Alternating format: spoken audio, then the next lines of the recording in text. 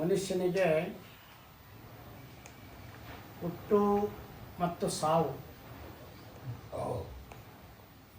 ಹುಟ್ಟು ಮತ್ತು ಸಾವು ಇದು ಹುಟ್ಟಿದ ಮೇಲೆ ಸಾವು ಇದ್ದಿದ್ದೇನೆ. ಅದು ಆ ಸಾವು ಅನ್ನೋದು ಯಾರನ್ನೂ ಬಿಡೋದಿಲ್ಲ. ಕೆಲವರು ಹುಟ್ಟೋದಕ್ಕಿಂತ ಮೊದಲೇ ಸಾಯ್ತಾರೆ. ತಾಯಿಯ ಗರ್ಭದ ಒಳಗಡೆ ಇರುವಂಥ ಸಂದರ್ಭದಲ್ಲೇ ಸತ್ತು ಹೋಗ್ತಾರೆ. ಕೆಲವರು ಹುಟ್ಟುವಂಥ ಸಂದರ್ಭದಲ್ಲಿ ಸಾಯ್ತಾರೆ. ಕೆಲವರು ಹುಟ್ಟಿದ ಮೇಲೆ ಸಾಯ್ತಾರೆ. ಇನ್ನು ಕೆಲವರು ಬಾಳಿ ಬದುಕಿ ಎಲ್ಲರಿಗೂ ಬೇಕಾಗಿರುವಂಥ ವ್ಯಕ್ತಿಗಳಾಗಿ ಸಮಾಜಕ್ಕೆ ತನ್ನದೇ ಆಗಿರ್ತಕ್ಕಂಥ ಸೇವೆಯನ್ನು ಮಾಡಿ ಕೊಡುಗೆಯನ್ನು ಕೊಟ್ಟು ಸಾಯುವಂಥ ಒಂದು ವ್ಯವಸ್ಥೆಯನ್ನು ನಾವು ಕಾಣ್ತೀವಿ. ಬಹುತೇಕ ಮಾನವನ ಜೀವನ ಅಂತಂದರೆ ಇದನ್ನು ಮೀರಿದ್ದು ಈ ಬದುಕು ಅನ್ನೋದಿದೆಯಲ್ಲ, ಈ ಬದುಕು ಅನ್ನೋದು ಬಹಳ ಆಪ್ಯಾಯಮಾನವಾಗಿರುವಂಥದ್ದು, ಅಷ್ಟೇ ಶ್ರೇಷ್ಠವಾಗಿರುವಂಥದ್ದು.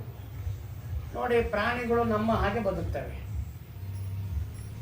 ನಿಮ್ಮ ಮನೆಯಲ್ಲಿರುವಂಥ ದನಗಳಿದ್ದಾವೆ, ಆ ದನಗಳು ಕೂಡ ಬದುಕ್ತವೆ. ಊರಲ್ಲಿರುವಂಥ ನಾಯಿಗಳು ಬದುಕ್ತವೆ, ಅವು ಪ್ರಾಣಿನೇ. ದನಗಳು ಕೂಡ ಪ್ರಾಣಿನೇ, ಮನುಷ್ಯನೂ ಕೂಡ ಪ್ರಾಣಿನೇ ಇವನುವ. ಆದರೆ ಆ ಪ್ರಾಣಿಗಳಿಗಿಂತಲೂ ಇವನು ಹೇಗೆ ಭಿನ್ನ ಅನ್ನೋದನ್ನು ನಾವು ತಿಳ್ಕೋಬೇಕು. ನೋಡಿ, ದನಗಳು ಅವು ಊಟ ಮಾಡ್ತವೆ, ಊಟ ಮಾಡಲ್ವಾ? ತಿಂತಾವಲ್ಲ, ಊಟ ಮಾಡ್ತಾವ ತಾನೆ. ಅವು ಮೊಸರು ಕುಡಿತವೆ. ನೀವೇನೇನು ಕುಡಿತೀರೋ ನಿಮಗೆ ಗೊತ್ತದು ಬೇರೆ ವಿಚಾರ. ದನಗಳು ಮೇವು ತಿಂತವೆ, ಅವು ಮೊಸರು ಕುಡಿತವೆ, ನೀರು ಕುಡಿತವೆ, ಅವು ನಿದ್ದೆ ಮಾಡ್ತವೆ. ಮನುಷ್ಯನು ನಿದ್ದೆ ಮಾಡ್ತಾನೆ, ಮನುಷ್ಯನು ಊಟ ಮಾಡ್ತಾನೆ.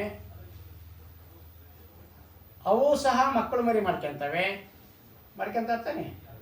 ಮನುಷ್ಯರು ಮಾಡ್ಕೊತಾರೆ,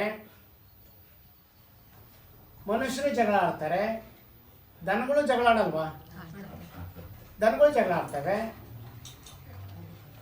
ಅವು ಮಲಗಿದ್ದಾಗ ಹಲ್ಲು ತಿಕ್ಕೋದಿಲ್ಲ, ನೀವು ಹಲ್ಲು ತಿಕ್ತೀರಿ, ಅಷ್ಟೇ ವ್ಯತ್ಯಾಸ ಅಲ್ವಾ? ಹಲ್ಲು ಉಜ್ತಿರಲ್ಲ, ಅವು ಹಲ್ಲು ಉಜ್ಜೋದಿಲ್ಲ, ನೀವು ಹಲ್ಲುತ್ತೀರಿ. ನೋಡಿ, ಇಷ್ಟ ಮಧ್ಯದಲ್ಲಿ